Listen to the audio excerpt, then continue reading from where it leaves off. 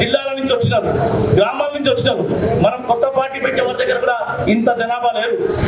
మీ అందరూ కూడా ఆత్మగౌరవం నుంచి వచ్చినారు. ఎవరు కూడా బస్ పెట్టలే, కారు పెట్టలే, ట్రాన్స్పోర్ట్ గీయలే, ఊహ పెడతాను కూడా చెప్పలే. కానీ తెలంగాణ రాష్ట్రం నుంచి మేము కష్టపడ్డాం. మా కష్టం ఉంది. ఈ రాష్ట్రం వచ్చిన ఉద్దేశం వేరేది.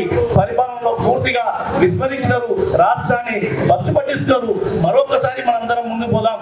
మన హక్కును తీసుకొచ్చిన తెలంగాణని మళ్ళీ మనమే రిపేరింగ్ చేస్తున్నాం, మనమే సంక్షేమం చేద్దాం అనే ఉద్దేశంతో వచ్చిన వాళ్ళు చాలా మంది ఉన్నారు. మంచి విషయాలు ఏం చెప్తారో ఇందామని వచ్చినారు కదా. కాబట్టి నాకు తెలిసింది చిన్నవాడిని అంటే 52 సంవత్సరాల చిన్నవాడిని ఏం కాదు, నాకు పిల్లలు.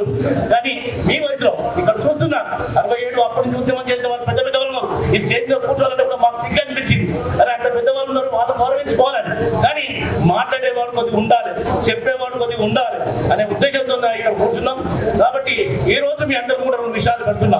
మీరు దానికి మీ చప్పట్లతో చేకరంతో నాకు మద్దతు ఇస్తారని ఆశిస్తున్నా. ఈ రోజు సీనన్నని మేము అందరం అడుగుతున్నాం.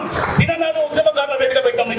నిజంగా ఉద్యమకారుల గురించి నువ్వు పోరాడని వాడు వెంటే ఈ రోజే 1కి 10 సార్లు 12 సంవత్సరాలు అయింది. నువ్వు వివిధ రాజకీయ ఎమ్మెల్యేలని, ఎంపీలని, మంత్రులు కూడా కలిసి అడుక్కున్నాం. అరే మా ఉద్యమకారులకు న్యాయం చేయండి, ఒక ట్రస్ట్ పెట్టండి, ఒక కమిటీ వేయండి, ఆ తర్వాత ఉద్యమకారులకు ఒక పిచ్చిని ఇవ్వండి.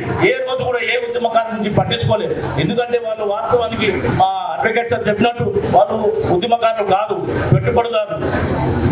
వాళ్ళు ఏ రాష్ట్రంలో ఏ ప్రభుత్వం ఉంటే ఆ ప్రభుత్వంలో పోతారు, 100 కోట్లు రాత్రి ఇచ్చేస్తారు, వాడు మంత్రి అవుతారు. వాడు నీ గురించి నా గురించి ఎందుకు మాట్లాడతాడు? మనం ఇచ్చే ట్యాక్స్ మీద ప్రభుత్వాలు నడుస్తాయి. ఆ ప్రభుత్వంలో ఆ డబ్బులు దోచుకోవడానికి వీళ్ళు ఎగబడతారు. కాబట్టి అన్న ఆ ప్రభుత్వంలో మనం పెట్టుకుందాం. ఇదే తీసుకొచ్చిన తెలంగాణ రాష్ట్రం